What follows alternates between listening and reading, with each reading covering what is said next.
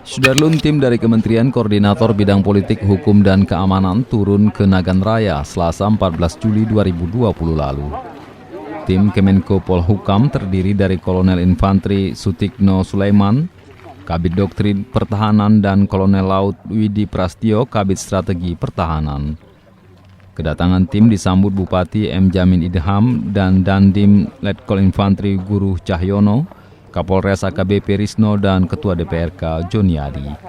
Selain melakukan pertemuan di kantor Bupati, tim berkunjung ke kilang padi dan pembibitan ikan air tawar ke Kecamatan Betung, serta melanjutkan kunjungan ke tanaman padi di Pulau I, Kecamatan Kuala. Ini insya Allah kalau di Kabupaten Nagan Raya ini sudah siap betul, bahkan bisa artinya baik untuk konsumsi di daerah, bahkan bisa surplus nanti membantu daerah yang lain, tidak menutup kemungkinan. Jadi hasil pengecekan di lapangan memang benar. Itu memang sesuai Pak ya? Iya sesuai.